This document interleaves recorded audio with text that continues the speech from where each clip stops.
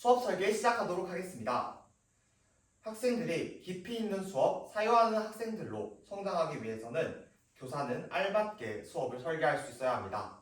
따라서 두 가지 측면에 따라서 수업을 설계하였습니다. 우선 학습 목표에 도달하기 위한 수업 전략입니다. 첫째, 학생들에게 자기평가를 할 수 있게 한 뒤 부진한 학생들에게는 구체물을 통해 학습을 할 수 있게 하였습니다. 학습 문제인 자연수 곱하기 소수를 계산하기 위해서 학생들은 계산의 알고리즘을 이해할 수 있어야 합니다. 이를 위해서 학생들에게 실제 구체물을 활용하는 조작 활동을 통해서 조금 더 쉽고 이해하기 편하게 다가설 수 있게 하겠습니다. 둘째, 모둠 활동을 통해서 토의를 하도록 하겠습니다. 구체적으로 여러 가지 본인들이 사용했던 풀이를 모둠원들과 함께 비교해보는 시간을 가지도록 하겠습니다. 이러한 방법을 통해 학생들은 서로 여러 가지 계산 방법을 이해할 수 있으며 자신이 생각하지 못했던 풀이 방법을 내면화할 수 있게 됩니다. 이에 따라 자신이 부족한 점을 채워나갈 수 있고 자신과 같은 생각을 하는 동료 학생들의 의견을 듣고 자신의 생각을 정교화할 수 있습니다. 다음으로 과정 중심 평가 방법에 대해서 말씀드리도록 하겠습니다. 저는 세 손가락 평가와 관찰 평가를 사용하였습니다. 우선 첫째, 세 손가락 평가를 활용하였습니다. 학생들에게 두 번째 활동이 끝난 뒤 여러 가지 방법을 통해서 계산을 할 수 있으며 어림을 통해서 비교할 수 있는 학생들에게는 세 손가락을, 여러 가지 방법으로 계산할 수 없지만 하나의 방법으로 계산을 할 수 있었던 학생들에게는 두 개의 손가락을, 한 가지 방법으로도 계산을 하기 어려웠던 학생들에게는 한 개의 손가락을 들도록 하였습니다. 이와 같이 세 손가락을 든 우수한 학생들에게는 추가 자료를 제시함으로써 다른 문제를 추가적으로 풀 수 있게 하였으며, 하나의 손을 들었던 부진아에게는 추가 학습지와 구체물인 연결 막대를 제공함으로써 모둠 활동에 함께 참여할 수 있도록 하였습니다. 추가 학습지에는 여러 가지 방법으로 계산할 수 있는 자료를 제공함으로써 부진 학생들도 다 함께 모둠 활동에 참여할 수 있도록 제공하였습니다. 이러한 세 손가락 평가를 바탕으로 관찰 평가를 진행하였습니다. 둘째, 이러한 세 손가락 평가를 바탕으로 관찰 평가를 제공하였습니다. 이러한 관찰 평가를 통해서 학생들에게 필요한 피드백을 즉시 할 수 있었으며, 이를 바탕으로 추가 자료가 필요하거나 부족한 경우 연속 질문을 통해서 학생들이 이해를 할 수 있게 하였습니다. 예를 들어 활동 1에서 어림을 어려워하는 학생들에게는 어림이 무엇인지에 대해서 물어보고 어림의 과정에 스스로 도출해 나갈 수 있도록 추가 질문을 제공하였습니다. 이와 같은 두 가지 방법으로 학생들은 깊이 있는 수업, 사유하는 학생으로 성장할 수 있게 하였습니다. 이상입니다.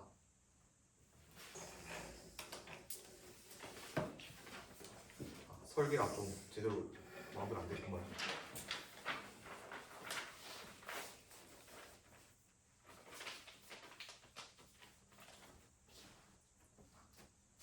(5학년) 2반. 자, 여러분 다들 첫 번째 활동 할 준비가 되었나요? 고개를 끄덕이는 것으로 보아 다들 활동을 할 준비가 된 것 같네요. 그러면 첫 번째 배움의 문을 두드려 볼까요? 똑똑! 첫 번째 활동, 어림하자 밀가루의 양. 이번 활동은 개인 활동을 할 테니 선생님 설명 잘 들어보세요. 첫째, 문제를 읽고 상황이 어떤 상황인지 함께 파악해 볼 것입니다. 둘째, 상황을 따라서 어림을 해보도록 하겠습니다. 셋째, 어림한 방법을 하이러닝에 올려보도록 하겠습니다. 여러분, 하이러닝을 올리기 전에 어떻게 해야 할까요? 우선 써봐야겠죠? 어떤 결과를 어림했는지 어림한 방법을 함께 교과서에 적어보도록 하겠습니다. 자, 그렇다면 우리 다 함께 문제의 상황을 파악해 보도록 하겠습니다.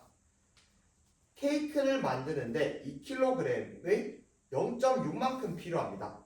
자, 이 문제 상황은 어떤 상황인 것 같나요? 네, 상혁이 한번 이야기해 볼까요? 상혁이는 의라는 단어가 있는 것으로 보아 바로 곱셈의 상황인 것 같다고 합니다. 오, 우리 문장에서 어떤 상황인지 정말 정확하게 파악을 할 수 있었군요. 또 다른 학생 있을까요? 네, 민지 한번 이야기해 볼까요? 2kg 곱하기 0.6인데 이것을 정확하게 이것을 계산하기는 조금 어려운 것 같다고요? 그럼 우리 다 함께 어림 해보도록 하겠습니다. 선생님이 이중수직선을 함께 줄도록 할 테니 이중수직선을 생각하면서 어림 활동을 하도록 하겠습니다. 다 함께 화면을 보겠습니다. 삐. 자, 화면은 어떻게 되어 있죠?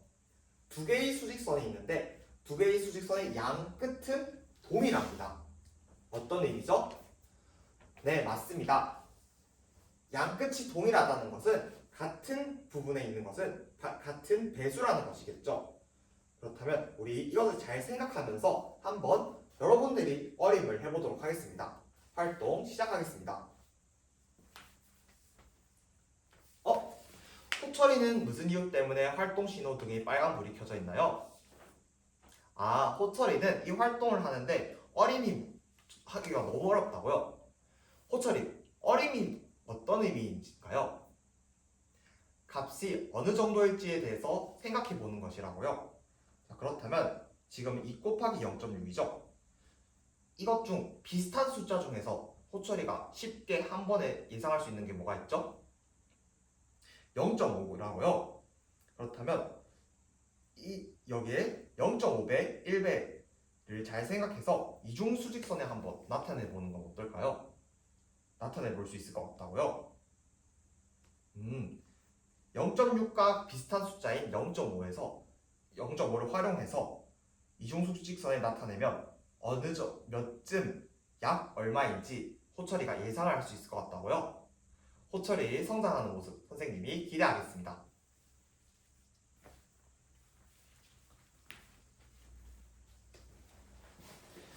활동 신호등이 모두 초록불이 켜져 있는 것으로 보아 다들 활동을 마무리한 것 같은데요. 자, 그렇다면 선생님 저 어떻게 했는지 다른 반 학생들과 나누고 싶습니다. 손 들어볼까요? 그냥 호철이 한번 나와볼까요? 호철이는 약 1일 것 같다고 하였습니다. 왜 그렇게 생각하였나요? 0.5랑 0.6은 매우 가깝다고 합니다. 그래서 0.5배를 이중수직선에 나타냈을 때 1kg이기 때문에 약 1kg일 것 같다고 하였습니다. 호철이 처음에는 어림을 하기 어려웠지만 어림의 정의와 방법을 잘 생각해보면서 성장하는 모습을 보여줬네요. 정말 칭찬합니다. 자리에 돌아가도록 하겠습니다. 다른 학생 있을까요? 네, 민수 한번 나와서 이야기해볼까요? 민수는 약 1.2쯤일 것 같다고 합니다. 왜 그렇게 생각하나요? 왜냐하면 0.6은 0.5와 1 사이인데 그중 0.5에 더 가깝기 때문에 1kg과 2kg 사이인데 1kg에 더 가까운 숫자인 1.2 정도일 것 같다고 합니다. 정말 논리적으로 민수가 잘 설명해 주었네요. 자, 다시 자리로 돌아가 보도록 하겠습니다. 여러분들은 이중수직선의 어림을 활용해서 약 얼마쯤인지에 대해서 서로 나눌 수 있었습니다. 그렇다면 두 번째 활동 넘어갈 준비가 된 것 같은데 넘어가 볼까요? 네, 두 번째 배움의 문을 두드려 볼까요? 똑똑! 두 번째 활동, 여러 가지 방법으로 비교하자. 이번 활동은 짝 활동을 하도록 하겠습니다. 선생님 설명 잘 들어보세요. 첫째, 자료 1의 상황의 식을 한번 세어보도록 하겠습니다. 둘째, 여러 가지 방법으로 계산해 보도록 하겠습니다. 셋째, 활동 1에서 우리 어림을 했죠? 여러분들이 실제로 계산했던 결과와 한번 비교해 보도록 하겠습니다. 그렇다면 우리 자료 1을 함께 보면서 여러 가지 방법으로 한번 계산을 해보도록 하겠습니다. 활동 시작해보도록 하겠습니다. 영체는 무슨 이유 때문에 활동이 어려운가요? 그림으로 나타내고 싶은데 그림으로 어떻게 계산하는지 잘 모르겠다고요? 자, 이 그림에서 한번 0.6배를 하는 거죠. 그렇다면 0.6 어떤 숫자죠? 10개 중 6개라는 거죠. 그렇다면 우리 똑같이 한번 10칸을 나누어 볼까요? 잘했어요. 그렇다면 한 칸의 크기는 얼마인가요? 0.2라고요? 그러면 우리 0.6은 0.1이 몇 개인 거죠? 6개라고요? 그럼 6칸을 색칠했을 때 크기를 알 수 있을 것 같다고요? 좋습니다. 영체 2버즈 선생님이 응원하겠습니다.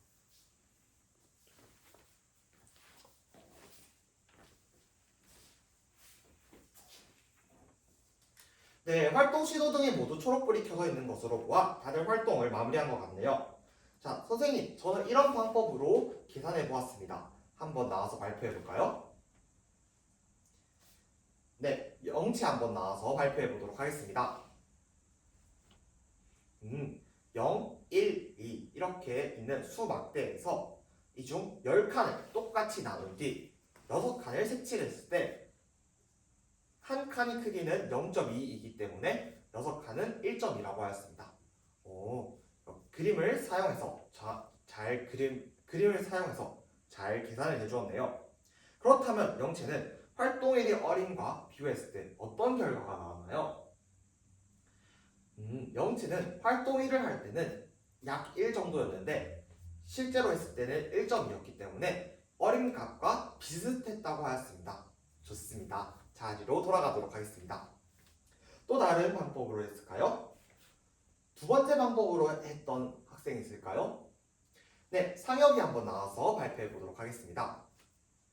2 곱하기 0.6에서 0.6은 10분의 6과 같기 때문에 0.6을 10분의 6으로 고쳐서 2 곱하기 10분의 6으로 했고 그 다음에 그것은 10분의 12이기 때문에 10분의 12와 같은 소수는 1.2이므로 1.2라고 하였습니다. 상혁이 방법은 어떻게 정리할 수 있을까요? 소수를 분수로 바꿨다가 계산 결과를 다시 소수로 바꿨습니다. 정말 칭찬합니다. 자리로 돌아가고 마지막으로 세 번째 방법으로 풀었던 학생이 있을까요? 세 번째 방법으로 풀이했던 학생, 은지 한번 나와서 함께 나누어 볼까요? 2 곱하기 6은 12인데 2 곱하기 0.6은 위의 식에서 10분의 1배가 되었다고 합니다. 그런데 식은 등호는 똑같다라는 것을 4학년 때 배웠기 때문에 이것을 잘 활용하면 왼쪽도 10분의 1배, 오른쪽도 10분의 1배가 되었기 때문에 오른쪽도 12에서 0.1을 곱한 1.2가 되어야 한다고 하였습니다. 자연수의 곱셈 원리를 잘 활용하였네요. 그렇다면 은지는 어림을 했을 때 어땠었나요? 어림을 결과는 1.2였는데 은지의 어림 결과와 실제 계산 결과가 똑같았다고요? 좋습니다. 자리로 돌아가 보도록 하겠습니다.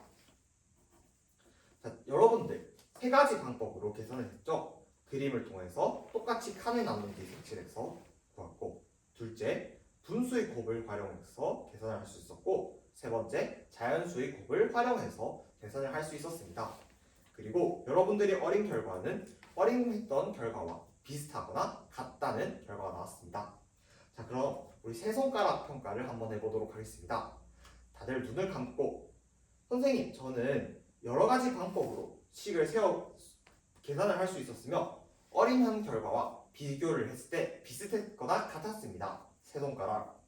여러 가지 방법으로는 계산할 수 없었지만 한 가지 방법으로는 계산할 수 있었어요. 두 손가락. 선생님, 사실 저는 한 가지 방법으로 계산하는 것 또한 어려웠어요. 한 손가락 손 들어볼까요? 그렇군요. 그러면 선생님, 세 손가락을 든 학생들에게도 학습지를 그리고 한 손가락을 든 학생들에게도 학습지를 나눠주도록 하겠습니다. 자, 세 번째 배어민문을 두드려 볼까요? 똑똑! 세 번째 활동은 계산하자 자연수 곱하기 1보다 작은 소수입니다. 우리 이번 활동은 모둠 활동을 할 거예요. 그래서 4명당 한 모둠씩 모둠을 지어보도록 하겠습니다. 선생님 설명을 다 듣고 모둠 활동 시작하겠습니다. 첫 번째로 선생님이 4개의 수식을 주도록 할 거예요. 4개의 식에서 틀린 것을 찾아보도록 하겠습니다. 다음 둘째, 왜 틀렸는지 스스로 풀이했던 것과 비교해서 한번 왜 틀렸는지 생각해 보도록 하겠습니다. 세 번째, 모둠원들과 토의해서 알맞은 답을 구해서 하이러닝에 올려보도록 하겠습니다. 알맞은 답을 어떻게 구했는지, 왜 틀린 것 같은지에 대해서 한번 여러분들이 생각해 본 뒤 하이러닝에 올려보도록 하겠습니다. 다음 활동 시작하도록 하겠습니다.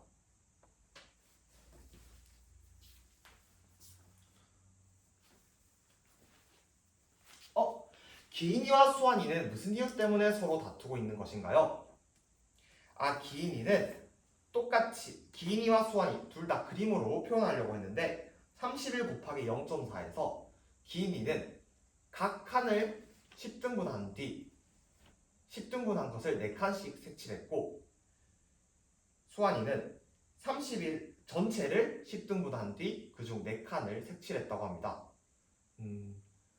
기인이와 수완이 서로 방법은 다른데 결과는 어떻게 나왔나요? 둘 다 결과는 12.4가 나왔다고요? 그렇다면 왜 그런 결과가 나왔을까요? 한 칸의 크기가 서로 달라서이기 때문이라고요?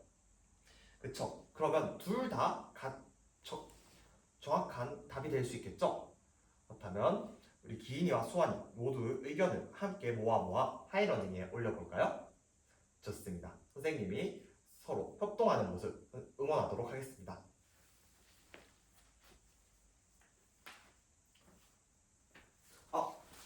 호철이는 어떤 문제 때문에 활동 신호등이 빨간불이 켜져 있나요? 이 활동을 하는데 호철이의 방법이 잘 생각이 나지 않아서 선생님이 준 활동지를 봐도 잘 모르겠다고요? 그렇다면 호철이는 연결 큐브를 활용해서 한번 해볼까요? 연결 막대는 소수를 나타낼 수 있게 되어 있습니다. 이렇게 31 곱하기 0.4를 위해서는 31을 10칸 한 칸을 31 곱하기 0.4일 때 이 전체를 31개로 했을 때 한 개의 크기를 0.1로 한번 계산해서 우리 직접 이동시켜 보면 계산해 볼까요? 할 수 있을 것 같다고요? 그럼 호철이 연결 큐브를 잘 만지면서 조작하면서 모둠원들과 함께 방법에 대해서 토의해 보도록 하겠습니다. 네, 활동 신호등이 모두 초록불이 켜져 있는 것으로 보아 다들 활동을 마무리 지은 것 같습니다. 그렇다면 다른 모둠들에게 한번 하이러닝의 결과를 함께 살펴볼까요? 1. 모든 1모둠부터 6모둠까지 전부 틀린 식은 31 곱하기 0.4는 124 그리고 8 곱하기 0.12는 96이라는 것이 틀렸다는 것을 정확하게 파악했습니다. 그럼 왜 틀렸는지에 대해서 한번 우리 반 학생들과 이야기해 볼까요? 네, 3모둠 한번 나와볼까요? 3모둠은 선생님이 호철이가 계산하기 어려워서 연결 큐브를 줬는데 이것은 그림을 그리는 것과 비슷했기 때문에 그림 방법으로 계산을 하였다고 합니다. 그래서 전부를 10칸으로 나누고 한 칸의 크기가 3.1이라는 것을 사용해서 레벨을 했을 땐 12.4 똑같이 8 곱하기 0.12도 같은 방법으로 0.96이라는 것을 알 수 있었다고 합니다. 좋습니다. 그림을 활용해서 정말 잘 표현했네요. 3호둠이 여기에 보충 설명할 수 있다고 합니다. 어떻게 됐죠? 그림을 한 칸을 어떻게 나누냐에 대해서 한 칸이 0.1일 때와 한 칸이 3.1일 때의 차이로 계산을 할 수 있었다고 합니다. 또 다른 모둠이 있을까요? 네, 자연수의 곱셈의 방법을 했던 6모둠도 있고 네, 분수의 곱셈을 했던 1모둠도 있네요. 여러분들의 모습을 보니 자연수 곱하기 소수를 계산해 봅시다의 배운 문제 한 발짝 더 다가선 것 같습니다. 이상으로 수업 시간 모두 마무리하겠습니다. 수고하셨습니다. 어째서 저번 주 토요일보다 더 못하는 것 같지?